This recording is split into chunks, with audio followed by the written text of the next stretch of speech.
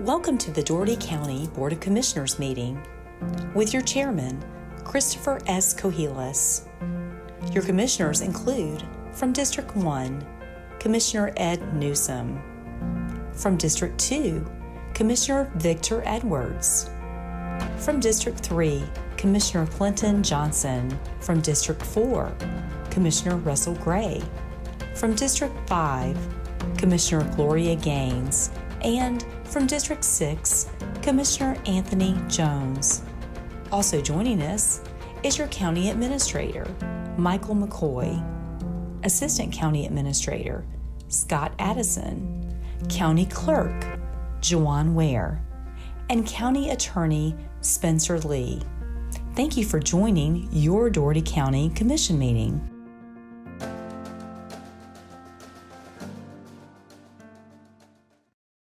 Good morning, everyone. Good morning. Good morning. All right, let's go ahead and call to order the Doherty County Commission special call meeting for August 30th, 2021. Let's begin with the roll call. Commissioner Newsom. Here. Commissioner Edwards. Present. Commissioner Johnson. Present. Commissioner Jones. Present. Commissioner Gaines. Online, on phone. All right. Good morning, Gloria. Yes, good morning. Commissioner Gray. I'm present. All right, very good. Let's begin with the minutes. Minutes of the August 2nd regular meeting and August 9th work session. Is there a motion?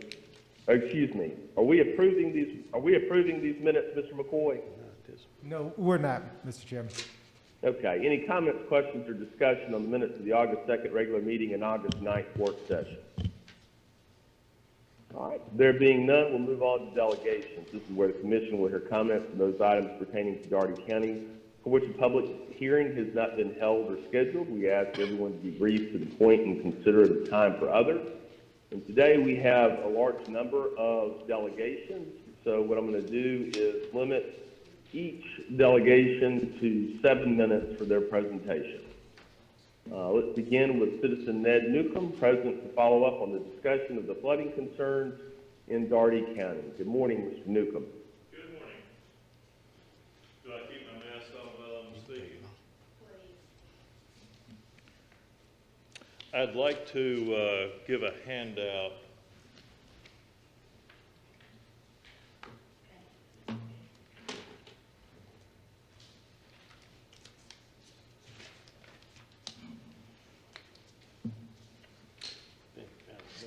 I want to thank y'all for listening and indulging in the issue. This is a result of the flood that happened on March 7th, 2020. To give a little background, in my view, the flood was caused by several things, of course, rain. However, Crisp County Power Commission has a history of dumping water, large amounts of water, without what I say is necessary. In this case, when they dumped this water and my house was flooding, the water on Lake Blackshear was 4 feet low. And I'm going to say they were anticipating more water coming down, and it never happened. But their releasing that water flooded not just my house, but several houses on Lovers Lane, Flemma Road, and in the Radium area. Whenever you have flooding, it's a cause. You know, this wasn't just a Lee County problem, and that's important to me. When I spoke before, I was here on September 28th. Prior to that, Commissioner Gray was very helpful.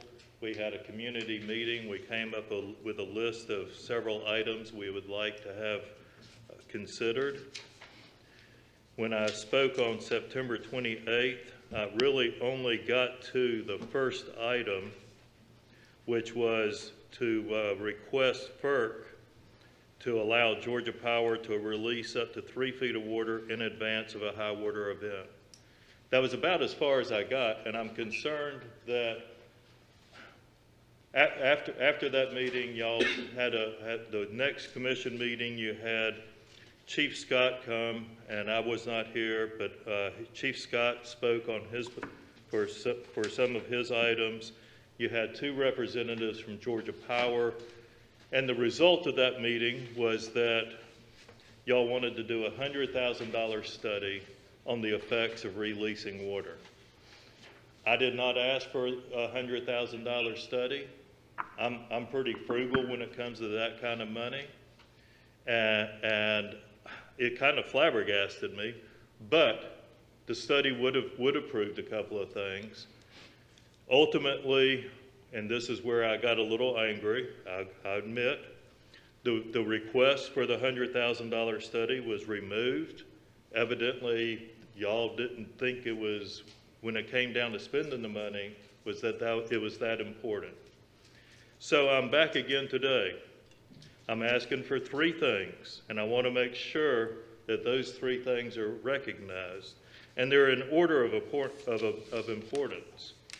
The first is still, I want Dougherty County Emergency Management to request FERC, Federal Energy Regulatory Commission, to allow Georgia Power to release up to 3 feet of water in advance of a high water event. The reason for this is Crisp County can already do that. So Lake Blackshear, being a bigger body of water, can release this water onto Dougherty County, much smaller body of water, and they can't react until that water physically hits our dams. And it doesn't take rocket science to realize there's a problem there. Georgia Power, of course, spoke, and they do not want FERC to open up this agreement for their own political purposes. I think they coerced y'all into thinking you needed a study. I don't think a study's necessary. Item 2, I would like Dougherty County Emergency Management to have an ongoing conversation with Crisp County Power Commission about releasing their water.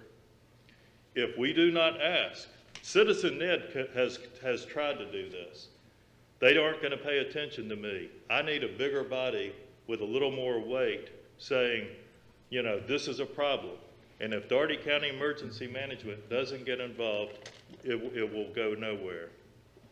The third item is I would like to have a flood gauge installed on Lake Chehaw. So you might say, why? Georgia Power already has a gauge. Georgia Power is not going to give us access to their data. They're just not going to do it. Georgia Power is not a good neighbor when it comes to this. So a gauge, it is a Lee County problem in some sense, and Lee County's already stepped up. Lee County's putting an additional flood gauge, so there will now be 3 gauges on both the Kinchafoonee and Muckley Creek that are, you can access these. Anyone with internet can access these gauges to see what's happening. A gauge on the Philema Road Bridge, for example, would tell us what the effect where the Muckley and Kinchafoonee are coming together or doing. It would also reinforce whether Georgia Power is releasing water when they're supposed to be. And Georgia Power does do a good job of that. I'm not going to throw them under the bus when it comes to that. But I'm asking the Dougherty County Commission to consider these 3 items. This will help eliminate flooding. Commissioner Edwards, this affects you in Radium. And on this same flood, you had several roads and at least one house in Radium flood due to the same event. So I'd really like, I'm not sure where I am time-wise, but I'd really like the county commission to consider all these 3 items. The only one that really costs money is the flood gauge, and I think the cost of that is somewhere around $25,000 to $27,000. Thank you for your time. All right, thank you very much. Thank you. Mr. Chairman, I have some comments, if I may go before Mr. Garcia. Yes, Commissioner Johnson? Yes, sir. Mr. Newcomb, both times you did a wonderful presentation, both times. I mean, you point out some really, really factual issues that showed us that there was a lot of other things that we could do building up to that $100,000 study. I think we all support Commissioner Gray and understand him trying to fight for his district. But after listening to some things that you said, we saw there was a miles and miles of things we could have done prior to a study to kind of alleviate some stuff. This is great information. I mean, to try to build in flooding in Doherty County into our emergency management plan is a great way to go. I like that idea. Yes, sir. I appreciate that. In watching Doherty County Emergency Management, I'd like for them more plugged into. They're great at fires. They're a fire department, but I'd really like them plugged into more emergency management issues like flooding. When the tornadoes hit, they were a little behind the curve, you know? Same thing with this flooding. There was no advance notice from Doherty County. I knew it was going to happen. That wouldn't have stopped anything. But in this case, if they were communicating with Crisp County, I think it would go a long way. Okay. One more question I have for Mr. McCoy. Is flooding a part of what Doherty County EMA looks into? It should be, but is it part of what they're doing at the plan? All natural disasters. All natural disasters? Yes, sir. Including localized flooding, right? Yes, sir. So this can be included into their scope? This is a part of their scope. Have they had any feedback? They received feedback from Mr. Newcomb. No. Have they had feedback for us? Well, we have the plan, don't we? He just presented us with the emergency management plan, didn't he? Yes, that is true. Is this in the emergency management plan? Is this kind of flooding been addressed, is my question. I can't answer that question. Okay. Mr. Chairman, can we have Chief Scott and Mr. Newcomb have a conversation with Mr. McCoy about including this in their plans? Mr. Chairman? Yes, yes. Give me 1 second, sorry. I think it would be appropriate if Mr. McCoy would refer this proposed action plan to Chief Scott for assessment in conjunction with our existing emergency management plan. I will state that that flood management is traditionally a component of our emergency management operations and monitoring. If you'll recall, the events following the 2017 disasters, we had significant flood scare, and I do know that we do have within the emergency management agency the ability to monitor that information and communicate that information. If Mr. Newcomb has highlighted a shortcoming of our emergency management agency, then I think that's something that we need to assess. And I would ask Mr. McCoy to communicate that to Chief Scott for us to get some feedback on that. Does that satisfy everyone? Yes, sir. Yeah, that's exactly right. Yeah. Let me make a comment there, Mr. Chairman, if I may. Yes, sir. Okay, if we're going to be doing this, we need to be looking at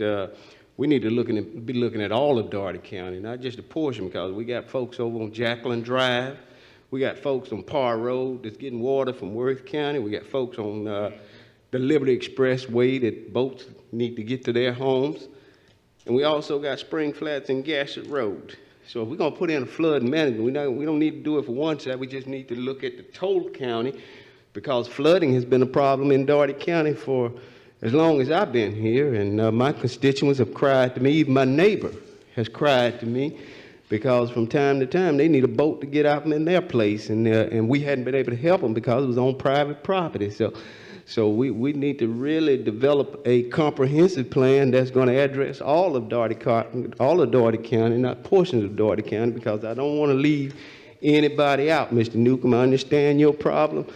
But I have some folks over on County Line Road that has a very bad problem when it comes down to flooding. So this is something that we need to sit down and like I said, come up with a comprehensive plan with all the folks that's got a head longer than ours and deal with water. I don't know, maybe the Corps of Engineers or whoever. But when we develop something, let's develop it for the entire county.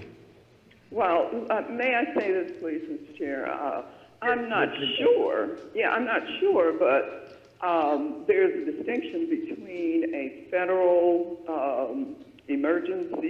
flood emergency event and local flooding.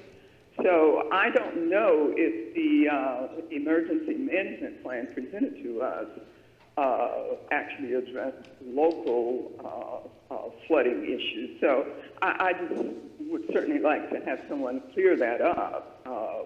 Just the distinction between dealing with a federally regulated flooding like we have that Mr. Newsom is talking about, and our local flooding issues. Do I make any sense? I think you do, and I think that the best person to provide that information would be Chief Scott. Right. And if we give him a little bit of lead time so that he can investigate this and provide a report to the commission, I think that will give us better guidance in order to make any requests that we need to make or any other additional action. Yes, but make sure he's able to distinguish between the requirements of local flooding and federally regulated flooding. Yes, ma'am. I think that's that's an excellent point. Okay. Thanks. Yes, ma'am. Thank you. All right. Thank you very much, Mr. Newcomb. Thank you for your presentation, and we're going to move on to the next agenda item. Thank you, sir. Our next delegation. And I want to thank Mr. Newcomb for keeping his comments within the time frame. Next is Udacia Jones, Tag Supervisor, present to update the Commission on the Tag Renewal Self-Service Kiosk in Doherty County.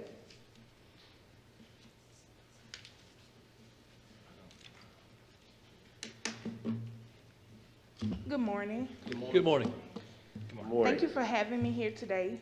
We are excited to announce that Doherty County now has a self-service kiosk tag machine located in Public Supermarket, located at 2715 Dawson Road. It is at no cost to the county, and it's totally handled by Intellectual Technology, Inc. The kiosk offers a fast, convenient alternative for completing vehicle registration renewal. I will now give you a brief presentation of our kiosk machine located at Public. This slide shows the insert that will be inserted into mail renewals that are sent out to the taxpayers here in Doherty County.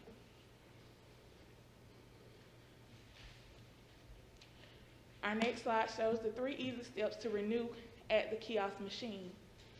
1, you'll scan your registration renewal or your driver's license. 2, you'll pay with a credit or debit card. And 3, your registration's print on the spot and you're ready to go. The key points of our kiosk machine: the tag prints instantly, no waiting in line, available after tag office hours, and participating counties are allowed to use the kiosk. There is a $3.95 service charge plus $2.25% service fee for debit and credit cards. Our last slide shows the map of Georgia and the counties that are participating with our kiosk machine. Thank you. Question. Yes, Commissioner Jones. Yeah, are you all just piloting this with Publix because of the fact that if you are, we need to look in terms of having these things all over the county. We need one at Food Line on Radium Springs and maybe one at Walmart on the east side so that everybody have equal access to this product if it's going to be out there. Can you expound on that? Do you plan on adding others, or this just where it's going to be at Publix? It's only located in Publix, and that's because of the ITI development that enables us to have the kiosk machine that works with Publix and Kroger's. So they don't work with, you don't have anybody that's working with Walmart, either Food Line, to see if they wanted some, because then that would allow those folks on the south side and the east side of town to have the same privilege as well. Not to my knowledge, but we do have representatives from ITI who are called in to answer any further questions. So is there a no answer? They're not going to have them? They're on the phone. This is Jeff Hillsberg with ITI, and we're currently working on national agreements with Walmart, but at this time, as you know, they're a very challenging vendor to work with, so we do not have an agreement with them to install additional kiosks. We are working on that. This is the first kiosk in the county for Doherty County, so we are seeing the adoption rate and how well it takes off, and as the numbers increase, we'll consider additional stores and locations. Okay, sounds good. Appreciate it. I have a question, Mr. Chairman. Yes, sir. Commissioner Johnson. Ms. Jones, what's the likelihood of putting one just in the county building so folks don't have to go in your actual office, they can stop prior to going in? How feasible is that? Can you repeat that? How feasible is it for you to have a kiosk in the lobby so folks don't have to be in line? They can just come in and scan and pay and leave out from down here. Well, I think the beauty of this is it's open after hours, as long as Publix is open. I see that beauty. Yeah. But what's the additional beauty inside of it being in the lobby? Well, coming An additional one in the lobby. No, sir. Ma'am? As far as waiting in line, coming into the office, you have a long line to wait. But the beauty of it having in Publix, you don't have a long line. You get it right then. It's available after our tag office hours. It's available from 7 to 10 at Publix Sunday to Saturday. I see that beauty. That is very, very beautiful. My question is, how feasible is it to have people diverted to this kiosk that is downtown versus going inside your office? Have an additional kiosk outside. Having one outside of our office? Yes, ma'am. I think it'll cause a lot of traffic if it's outside of the office. Okay, thank you. Being that we're in COVID. Thank you. Thank you. Yeah, I think what Commissioner Johnson is referring to is sort of the efficiency that you see like at airports in terms of being able to check in at kiosks. That would be an interesting thing for us to continue to develop. Am I reading you right, Commissioner Johnson? Yes, sir. Yeah, that's exactly right. I'm not talking against it. I'm asking about an additional one outside just to help alleviate some traffic outside. That's it. Let's start with one and work our way up. understand. Very good. Well, thank you very much for that report. This is all good information, and I also appreciate the information regarding our IT vendor attempting to negotiate national agreements with Walmart. I certainly can empathize with the amount of bureaucracy that's probably associated with that. So we certainly hope to get additional positive updates on this matter. So thank you very much. We're going to move on to the next agenda Thank you, Ms. item. Jones. All right, next we'll hear from William Wright, DBA Afram Tech Inc., President, to continue discussion of building capacity programs for small businesses and other concerns. Happy fall, everyone. Good morning, Mr. Wright. Good morning. Happy fall, and well, we're going to go for happy summer too. You should have this information beginning on page 1. And you all got to start giving notice when you're going to make changes. It goes into the 1964 Civil Rights Act. You have to give notice. Page 1, what we have for you is we want to let you know what we're doing at the Federal Reserve Bank to create jobs. And therefore, we're giving you an idea of what work we do on the inflation panel with the Federal Reserve Bank. On page 2, you have a graphic of the Federal Reserve Bank in Atlanta. Now, you notice there are 12 Federal Reserve banks in the United States. There used to be 13. These banks, if you will, were started or created back in 1913. Then President Roosevelt, he expanded what they do. But if we get around to page 4, we can look and see what we're trying to get. Now, roll on to 5.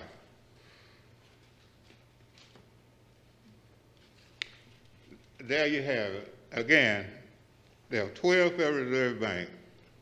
I am appointed to the one in Atlanta. The one in Atlanta, if you can look at that, is the largest in the country in terms of branches.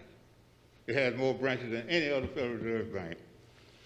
And this is how, when you see all of the trillions of dollars coming down, this is where it comes from.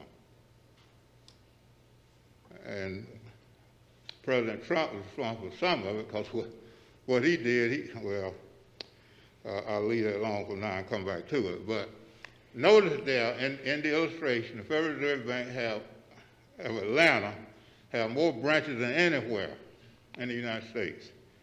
And go all the way to New Orleans, Miami, all those different places. But we need to understand the structure. Now, I sit on the business inflation panel. And what we have to do is we get emails that tell us what we need to look at that's rising in the economy, that's stifling our economy for expanding. For example, if they see tires going crazy, or if they see people buying milk. Remember a couple of weeks ago, we told you how inflation is determined based on what the United States Bureau of Labor do when they go out to various supermarkets and other providers of services, buy them and see whether there's been a cost increase on it. Now roll on to the next page. You see the Federal Reserve Bank in Atlanta is number 3 in the nation in terms of assets. Only the Federal Reserve Bank of New York and Boston have more money than the one in Atlanta, and that's probably because of the outstretch that they have in creating. But no one really understands or knows how the Federal Reserve Bank makes money. So we'll bring that back to you. But you see they're 3rd in the nation in terms of assets. All right, let's roll to the next page. That's a graphic just showing you what this went. Now, let's look at the governance structure of the Federal Reserve Bank. The President of the United States appoints the various members. Each Federal Reserve Bank have 9 directors. And these directors' appointments are staggered, so if a new president comes there, he or she cannot fire that director. Each Federal Reserve Bank has a president. So you got 9 directors, one of which becomes the president, and their appointments are staggered to keep from offsetting things. So when you look at where we are, let's roll to the next page, and we'll see why we're bringing this to you.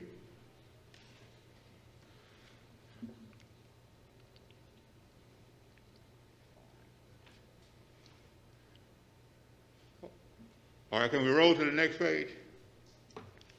All right, here. This is how those members who are on the inflation panel all over the United States get our job. Every month we get 2 or 3 surveys that we have 3 times to get on it and make it happen. My download, when I get my notice, within 3 days I have to be able to go and complete that survey and respond to it based on what they have asked. Now you have on the next page, few pages, you have what those things are. We have to do this 3 times a month. And based on this, each Federal Reserve District Bank knows whether inflation is going up, is going down, or is it static.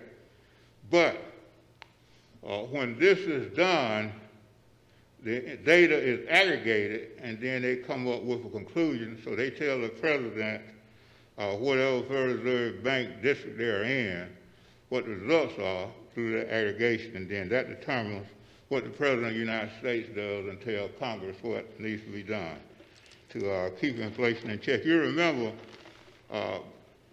some of you may remember this at least, during the era of President Jimmy Carter, inflation was double and triple digit, and no one can do. You go in there one day, a loaf of bread is 40 cents, and then you come 3 days later, it may be 60 or 70 cents. Well, that's why they have the inflation panel, to look at this, to keep people from being hijacked and thrown off. Now, let's roll on to page 14. This gives you an idea of what we do and why it's done, and why when someone comes here and says there's inflation, that's why I can tell them that's a lie, because I've been working on it. The last thing I want to bring to your attention, I think it's page 15, but we have a roadblock and what we're trying to do, the last page. what we have to look at and what's before us is right now, the House of Representatives considering an infrastructure package, $1,500 billion. $1,500 billion. 1/3 of that is going to be directed in transportation projects. That's why we are concentrating now on the DV program through the United States Department of Transportation. The idea is within the next 10 years, they're going to reconstruct 80% of the bridges and the federal highway system in the United States with $500 billion of those $1,500 billion. The only way you and I can understand what the job development of this is, you have to be certified. That is, you cannot go out there and think just because you're a United States citizen that you're going to get one of these jobs. The certification process involves 26 pages of an application that you have to complete. 6 of those pages deal with your personal net worth. In other words, if your personal net worth is above $750,000, you cannot apply and you're not eligible. If you get into the program and you make so much money in 2 or 3 years and your money gets to $1.3 million, you're kicked out. So there are barriers in there. The problem we have in the state of Georgia, Georgia has 159 counties. Only 3 of those counties, that's going to be Clayton, DeKalb, and Fulton County, can submit their application online. Everywhere else in the state of Georgia, you see, it takes 60 days for an application, if it's perfect, to be submitted and a return on it, whether you're rejected or accepted, because the 26 pages that I was telling you about, it is an onerous task. And most practitioners charge around $2,500 to $3,000 to do this, and you can understand if you've ever seen one of these. But what we need to do is get the state of Georgia knowing that 1/3 of the infrastructure package due to discontinue this discrimination, because only Clayton County and DeKalb County, that would take a whole month off the certification process. But right now, only Clayton County, DeKalb County, and Fulton County applicants can submit their application online, which means that if there are some errors or some problems, you could get feedback instantly instead of going through the regular mail, and instead of being 60 days, you end up with 40, 90, 80, whatever the number may be, depending upon the problem. So 1/3 of the infrastructure package is going to be in transportation. The DV program, right now, the city of Albany has about $40 million. Mr. Wright, you've gone over about 2 minutes, so I'm going to give you 1 minute to wrap up. Well, I do not want to be an outlier in this case, and plus, I'm not getting $300 an hour to do so. I can stop right here, but you have the information. We need help in that area if we want to get our people jobs. $500 billion of that state. And you look at Georgia with 75 and 85 and 20 and 16. Think about what that would be. And then you got 520 here in the US 19. All of these where the jobs we can create. Just think about it now. So it's on your hand. And see if there are any questions, Mr. Chair. All right, any comments or questions from the commission? All right, thank you very much, Mr. Wright.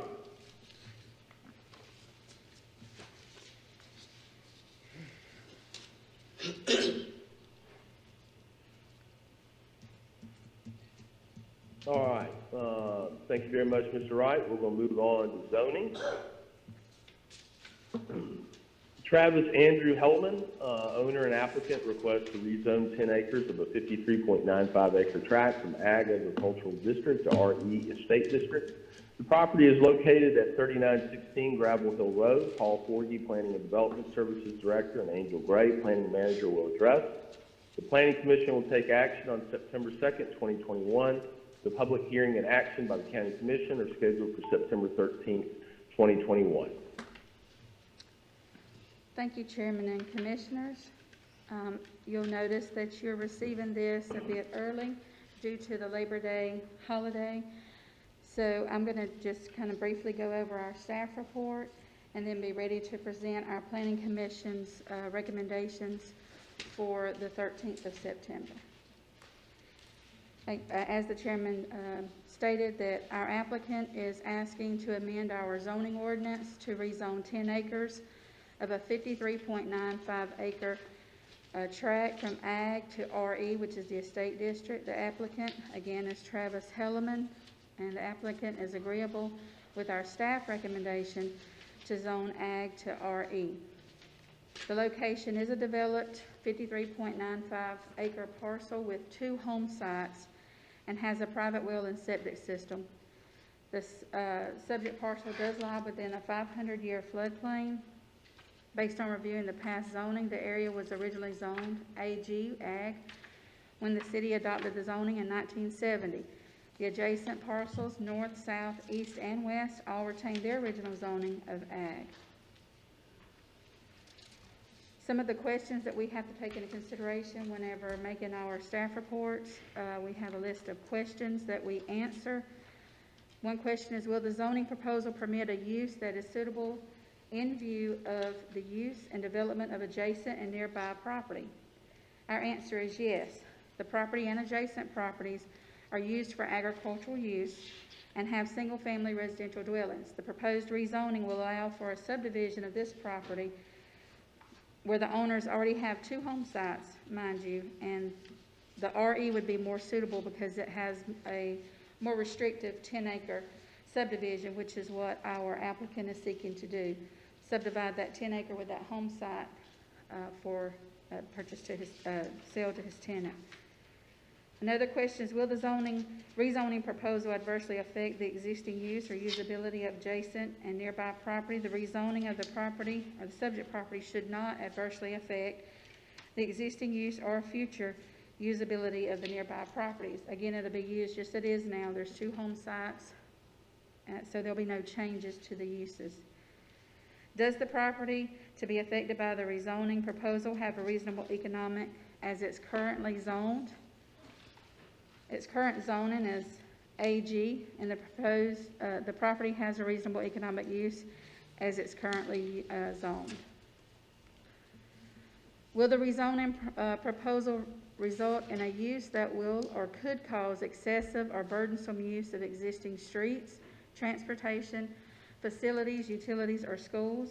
The recommended RE designation should not have an additional impact on the use of existing streets, transportation facilities, or utilities, or schools. Those type of things that we take into consideration is road classifications, road capacity, trip generation, accident information, and we do an analysis. The road is a rural major collector. The average daily trip, as in 2017, Gravel Hill Road was estimated to be 810. We do not have a traffic capacity report to give. The generation for information generated trips for the proposed use is not available from our trip generator 2018. However, we do take advisement that the generated trip should be reasonable to that of a single family residence, and that would propose about 9 daily trips. Accident information, we take a look at our traffic engineering studies from the past, and this is not a high traffic impact location. So our analysis is that there's no adverse impact to the surrounding transportation network and anticipated as a result to the proposed development. The road capacity is available to accommodate traffic generated by the proposed use. Like we said, it's 9 daily trips. There's already a single family residence there. Another question is the rezoning proposal in conformity with the policy and intent of the Albany-Doherty Comprehensive Plan 2026? Our future land use map recommends agricultural forestry for this area. The recommended RE estate district is inconsistent with our land use recommendations. However, it allows for residential use, which is there now. And because the RE designation is more restrictive with a 10-acre minimum lot size, it's more suitable for the area and land use. Our comprehensive plan does state the need for housing, and like we said, there's already a single family structure there, so housing is there. It states, is there other existing or changing conditions affecting the use or development of the property that provided grounds for approval or disapproval? And we do not identify any other existing or changing conditions that support approval by the Planning Commission or disapproval for this zoning application. I thank you for your time. All right, any comments or questions for Ms. Gray? I do have one, sir. Yes, sir. Commissioner Johnson. Mr. Gray, how many homes can be allowed in the AG district? In an AG district? Well, it depends. So these homes were here prior to some of our zoning, which that would have been 53.95 acres. There's 2 home sites there, where today it would take 40 acres to put a home site on, if you look at our zonings and our zoning chart now. So they would, if they wanted to add more, they would have to rezone to a lesser district RG or E. RG would allow the 2 acres to be subdivided to put for home sites, and then the RE, of course, is 10 acres. So by deducting these 10 acres, would that affect the previous 2 home sites, or are they being grandfathered in? It will not affect anything other than that, because the home site is already there. So they're not proposing a new home site, which they wouldn't be able to. It's the 10-acre tract for RE, which is why we proposed the more restrictive Thank you district. so much. Thank you. All right. Thank you. All right. Any other comments or questions? We'll now move on to the next agenda item. All right. Purchases. Consider for action the acceptance of a change order in the amount of $32,234.55 to the 2021 Doco Rock Alley Improvements contract with HTS Construction. This change order will be for the addition of a section of Pitt Avenue. Funding is available in T-SPLOS. Assistant County Administrator, Mr. Addison. Thank you, Mr. Chairman. Good morning, everyone. The condition of this alley was brought to Public Works' attention. Currently, about a third of the alley is already paved with, or has rock, been improved with rock, and the other 2/3 of the alley is in poor condition, and there are some concerns about, during events after rainfall, that emergency response may not be able to respond. So we would like to add this into the current T-SPLOS Rocking Alley project. Okay, any comments or questions on that item? Not on this one, but Mr. Addison, what about the Barbergale, those alleys? How far along before we be able to start those projects over there? I'm getting several calls from the residents there. Everything is done except that last particular piece on that puzzle there. So when is it going to come together? You got any idea on that one? Jeremy, can you respond? Phase 2 of the alley improvement project, actually, their construction start date was today. So they were planning on for the next batch of 5 alley construction. Like I said, it starts today, and they're going to have a 50-day contract. And then once those start to get wrapping up and the funds are available for the last batch, then we'll move forward with phase 3. Okay. Barbergale, I think that is at this phase that we're about to start. Okay. Thank you. All right. Thank you very much. Okay, if we're ready to move on to the next item, consider for action. Well, we need to take motion action on that. Yes, Need to excuse take me. action. Is there a motion? I'll make a motion to approve. Second. Motion and a second. Any discussion? There being none, we'll call the matter for a vote. Those in favor signify by saying aye. Aye. Any opposed? Motion carries unanimously. We're going to now move on to the next item. Consider for action the resolution providing for the acceptance of the bid for the Doherty County Health Department paint project from the sole lowest responsible responsible bidder, meeting requirements of the bid Empire Painting out of Sylvester, Georgia, in the amount of $165,300, subject to the execution of contract by the county administrator.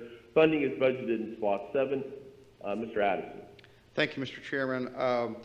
At the request of the commission, we put this project back out to bid. We required a mandatory pre-bid meeting, and we had 2 interested vendors show up. You know, we made sure we clarified the scope of work, but we only had 1 response. We did extend the time frame to encourage 2 responses, but we recommend moving forward with this. This is less than the original bid, which was $190,000 last time.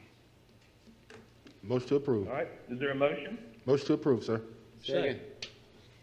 Motion and a second, any discussion? There being none, we'll call the matter for a vote. Those in favor signify by saying aye. Aye. Any opposed? Motion carries unanimously. We'll now move on to additional business. Consider for action the resolution declaring a 2013 Dodge Charger for the Sheriff's Office as surplus and authorize the sale through underwriter's safety and claims. Mr. Addison? Thank you, Mr. Chairman. This vehicle was involved in an accident and was totaled out. This is our standard practice so that we can sell the vehicle and replace it. All right. Motion to approve. Is there a motion? Motion to approve. Second. Motion and a second, any discussion? There being none, we'll call the matter for a vote. Those in favor signify by saying aye. Aye. Any opposed? Motion carries unanimously. Consider for action the resolution providing authorization for the 5-year update to the 2026 Albany Doherty Comprehensive Plan to be transmitted to the Southwest Georgia Regional Commission and Department of Community Affairs for action. For review. Is there a motion? So moved. Second. Motion and a second, any discussion? There being none, we'll call the matter for a vote. Those in favor signify by saying aye. Aye. Any opposed? Motion carries unanimously. Consider for action the resolution providing for the acceptance and execution of a license agreement between Phoebe Putney Memorial Hospital and Dougherty County, Georgia, relative to leasing additional space for the coroner's use. The additional space is needed due to the current COVID-19 surge at the hospital's North Campus location. The lease will expire on December 31st, 2021. Mr. McCoy and Mr. Fowler. Yes, sir, Mr. Chairman, we're recommending approval. This is a license agreement between the county and Phoebe Memorial Hospital. The coroner requested a mobile morgue as he did last year, and this just sets the terms for the use of the additional space for the mobile morgue as a result of the resurgence of COVID-19 and deaths associated with it. All right. Is there a motion? Motion to approve, sir. Second. Motion and a second. Any discussion? Yes, Yes. Mr. County Administrator, yes, please. Can you tell me if this would be recoverable under the APA or whatever it is? Yes, American Rescue Plan. More than likely. ARP. Yes, ma'am. It sounds like a very reasonable expense that would be eligible to reimburse the county for. Yes. Okay. And I assume we are kind of keeping up with all those expenses that we are incurring as a result of the resurgence of this vaccine. Absolutely. Yes, ma'am. Okay. We are. Thank you. And Mr. All McCoy, right. just for clarification, this is, the mobile morgue is delivered, but this is a licensing agreement to share that capacity with Phoebe, correct? Well, he operates the morgue, and we have an agreement with Phoebe to use the morgue. So this is an expansion of the morgue space that he currently controls and operates. And so now they're giving him additional space. And so these are the terms associated with the additional space and the operations of the mobile morgue. And of course, all of this is being run through our emergency management agency. Thank you. Do we have a cost associated with this? Not yet. Not yet. Okay. Understood. All right. Thank you very much. Let's call the matter for a vote. Let me clarify. Aye. All right. Mr. McCoy, did you have something additional? There was no charge last time when they brought the mobile morgue in. I think that was through GEMA. Yeah, the state may The state. pay for this. So there's no cost to us at all. So what we do is, Phoebe have a morgue and we have a morgue. So they brought a mobile morgue in for them, for their overflow. And then we got an overflow morgue for our overflow. So we got two mobile morgues out there. So what we're doing is leasing, in a sense, their property. We had to sit on their property and using their electricity. That's what we're doing. Okay, that makes a lot more sense. Yeah, that does, because I didn't understand it before, but that makes quite a bit of sense. Thank you for the clarification, Coroner. All right, very good. Let's call the matter for a vote. Those in favor signify by saying aye. Aye. Any opposed? Motion carries unanimously. All right. Let's move on to the next item, which is consider for action the resolution providing for the acceptance and execution of an agreement between the Georgia Department of Transportation and Dougherty County, Georgia, relative to the roundabout lighting assistance for Service Road 133 at CR 234/Lovers Lane Road. The county will be responsible for providing the energy operation and maintenance for the system. GDOT will be responsible for the design and installation, including all costs and materials for the system. Mr. Addison. Thank you, Mr. Chairman. I would like to start off by saying we currently have lights at that location, or a light at that location, but there is a proposed GDOT project there that would install a roundabout at that location, and this would be for after installation of the corresponding lights for that roundabout, we would take over the maintenance and paying for the electrical service, similar to what we're doing now. And that project, I think, is scheduled for 2023 to go out to bid. All right. Is there a motion? Motion to approve. Second. Motion and a second. Any discussion? Yes, sir. I have a Seeing question. none, call the matter for- Yes, sir. I do have a Sorry, go discussion ahead. point. Yes, sir. Mr. Addison, are we using solar in any of this? I'm sorry? Are we using solar power in any of these lighting? Are we, I'm sorry. Are we using solar power in any of these lighting by design? I don't think we have any solar power. You know, this will be designed by GDOT, but I don't think we have any other location. We're not aware of any solar power that, GDOT's going to specifically design and actually pay for all the equipment we take over the maintenance of it, but I'm not aware of any solar power. It's still in design, but I'm not aware of that. Thank you.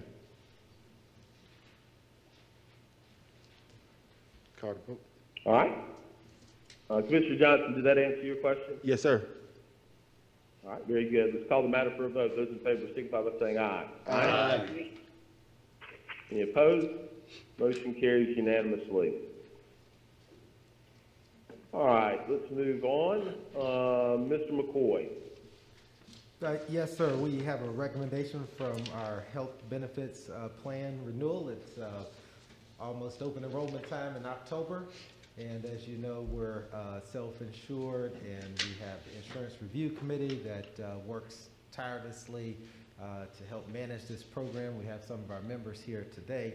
And on the line, we have Ms. Tammy Starkey with NFP, and she will review the recommendations that we are recommending for approval today. Tammy? Good morning. Thank you, Mr. McCoy.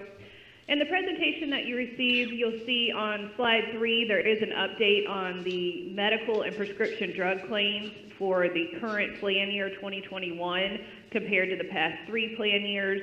We know that 2020 was heavily impacted by large claims experience at a total of $7,690,000 in paid claims. Out of that, $1.8 million was reimbursed by our stop-loss reinsurance coverage due to high claims experience.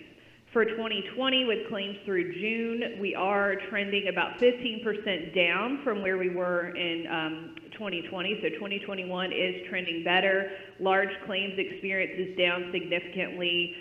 We have our top 2 claims from 2020 that totaled over $2 million are no longer continued on the plan. And we've only seen about $200,000 in stop-loss reimbursements to date for large claims. So good news in the trend of the plan and what that means for our projections for 2022. On slide 4, you'll see the impact of COVID-19 on the health plan. So here is an outline of the experience due to COVID-19, due to testing, as well as treatment for those that were diagnosed or exposed to COVID-19. So total for testing, a little over $360,000 so far in 2021.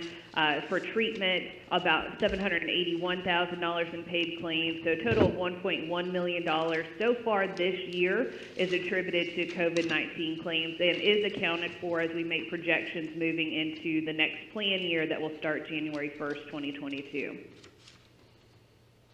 For the health plan for 2022, we are recommending a slight change to the health plan design, which would be an improvement for members on the plan to no longer have a differential in the specialist office visit copay when they have a visit without a referral from their primary care physician. Currently, the plan has a $20 increase in the specialist office visit copay when there is no referral. That has caused a lot of delay in services, a lot of confusion and frustration in patients being able to make those appointments and receive the care that's necessary. So we've reviewed this with our actuarial team, and the projected impact to the experience of the plan is very minimal compared to the disruption it causes to the patient. So we are recommending to remove that higher copay for the specialist office visit and just have one flat copay regardless of referral status. For funding projections for 2022, you'll see on slide 8 the calculations compared to what was projected for the current plan year 2021. So you'll see a slight reduction in the total expected claims for medical and prescription claims in 2022 of about $111,000.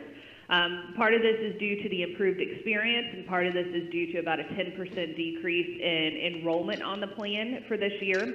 We are seeing a slight increase in the administrative fees from Meritain, a increase in the stop-loss fees from HM of about $140,000. That is still much of an improvement to the increase that was expected for 2021 in the negotiations that were made with HM or Highmark Reinsurance. So that is accounted for here. Prescription drug rebates are accounted for, and then NFP's consulting fee is a flat dollar amount, no change year over year.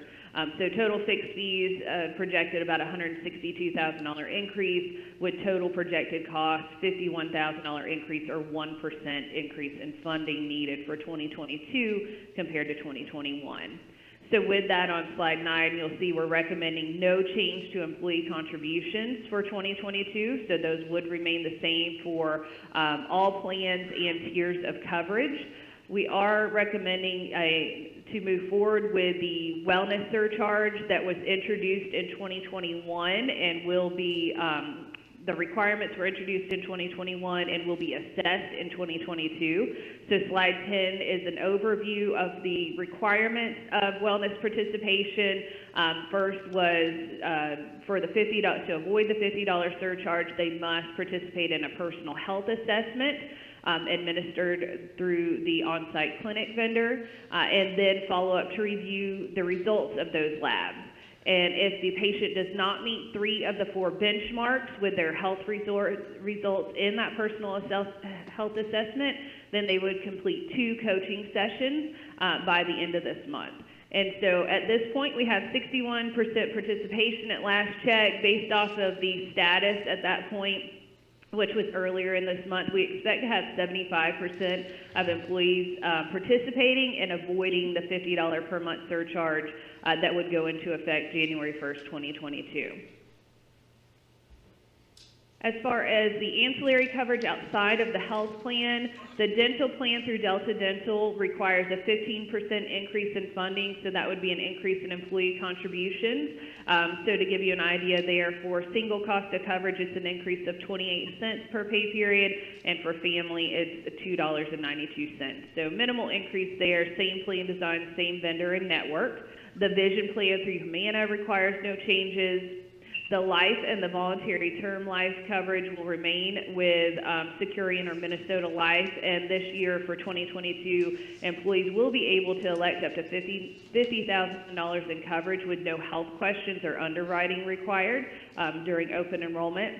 For disability, on the short-term and long-term disability, the recommendation is to package those benefits with the life insurance vendor, Securian or Minnesota Life, for reduced premiums and coordination of those benefits and administration. So that is a reduction in the employee cost on the short-term and long-term, as well as a reduction in the county's cost for the long-term portion that they fund. And then for the accident, no changes there with Trustmark. Critical illness, no changes with Aflac. And then no changes in the universal life coverage with Trustmark. We are proposing a new benefit offering for 2022 to include flexible spending accounts. So you'll see that overview on slide 13. This will allow employees to save pre-tax money to spend on qualified medical expenses. So for the healthcare FSA, that is pre-funded, meaning that as of January 1st or their first day that they're eligible for benefits, if a new hire, they're able to spend their entire contribution, and it allows employees to budget for those medical expenses that they expect to incur during the year. That does include medical, dental, and vision expenses. And any funds left in the account at the end of the plan year will roll over up to $500 to be spent in the following plan year. The Dependent Care FSA is a separate account, so employees can choose one or the other or both, but this account allows employees to set aside pre-tax funds to spend on dependent care of a child up to age 13 or a qualified disabled dependent over the age of 13. For open enrollment, our plans are to hold open enrollment from October 25th to November 5th. Employees will be able to attend virtual education meetings at different times and different days. We'll also have a recorded version of the educational meeting available for everyone to access. And then on-site enrollment assistance will be provided where employees can meet with an enrollment counselor, talk one-on-one about the needs of their benefits, ask specific questions, and complete their enrollment with the assistance of that counselor. And this year, it is mandatory for all employees to complete the enrollment process, to go through, make their elections, and especially review those beneficiaries that are in the system for their life insurance and other benefits. Any questions? All right. Thank you very much.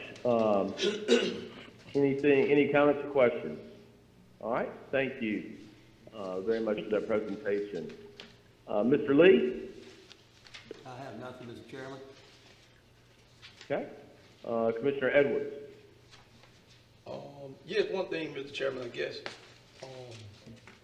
guess I'd like to ask Mr. McCoy. We received this like overall report from the Sheriff Department. What's the status of that screening machine? It's on order. Thought Ms. Minnick was here present, but it was last reported 6 to 8 weeks before delivery. Yes. Okay. Can you check on that? Then, yes. See if it's, because it should be shorter now, and we should be receiving it by now. Yeah, I'll follow up with the And I guess the other thing is, in reference to the signs telling I guess people that's coming into the courthouse, it's actually placed on the back wall of the judicial building. Is it any way that we probably can move that or come up with another sign that's like an A-frame sign that'll be right at the corner of that curb? Not, you have two. You have the one we have now is on the back of the judicial building, right? So if you can move that right to that curb, so when people park their car coming up, because for me, when I looked at it, it looks like an ordinance or a resolution, so it don't really attract people's attention. But if you put it right there on that curb, and I guess my overall thing is still trying to divert any kind of misunderstanding or confusion, And one thing I guess I'd just like to say is my comments are not against anybody, not against the Sheriff Department.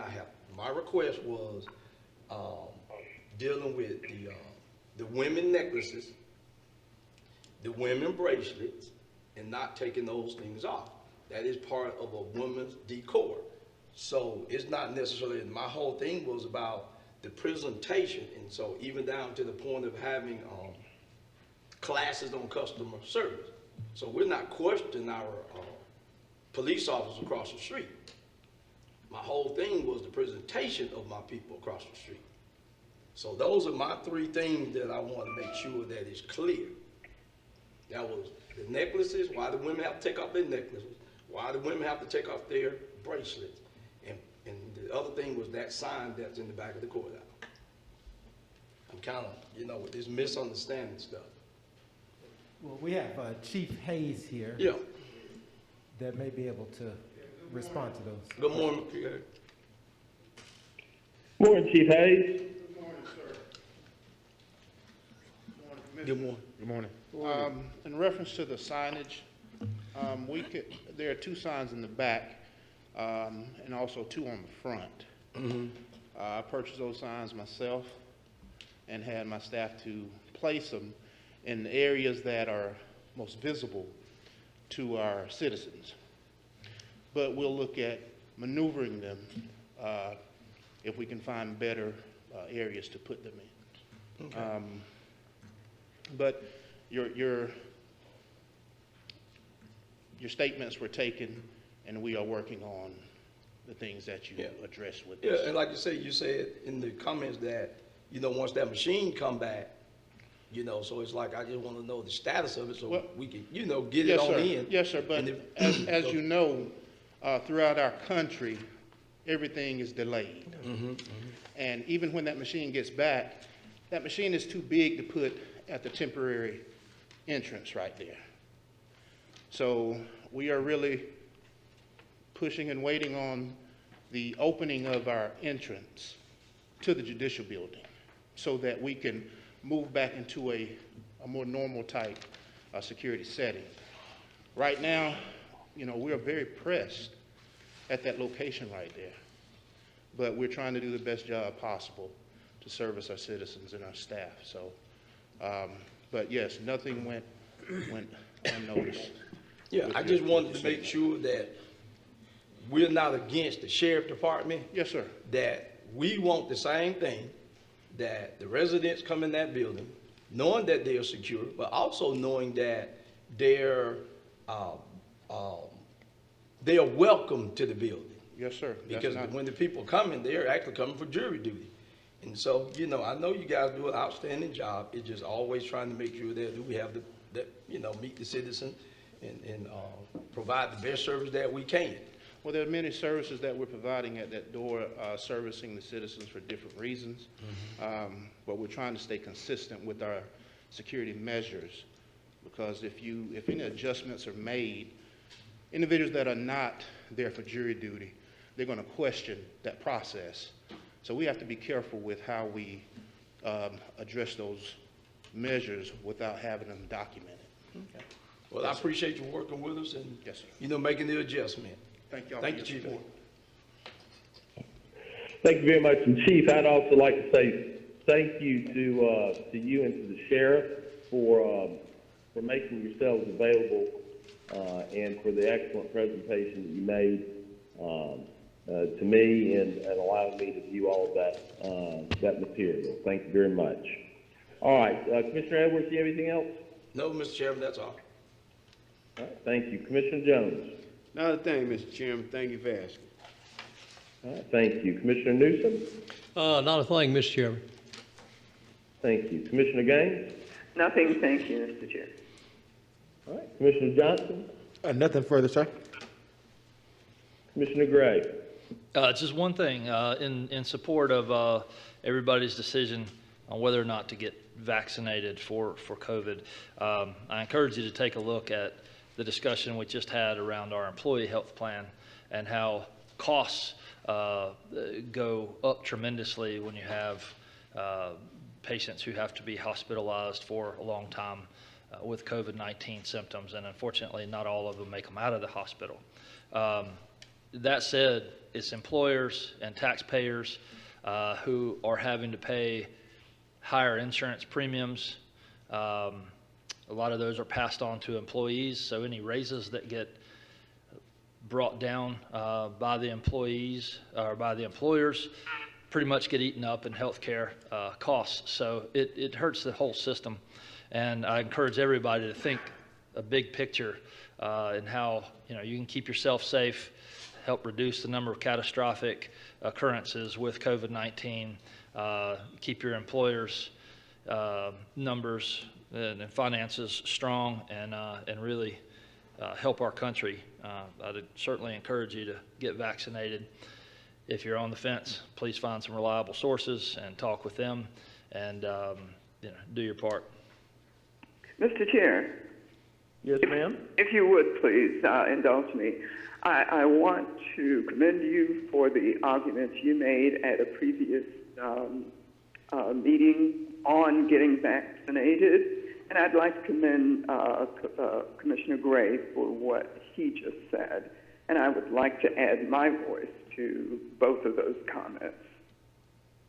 Thank you very much, Commissioner Gaines. Very thoughtful of you. All right, very good. If there's nothing further, we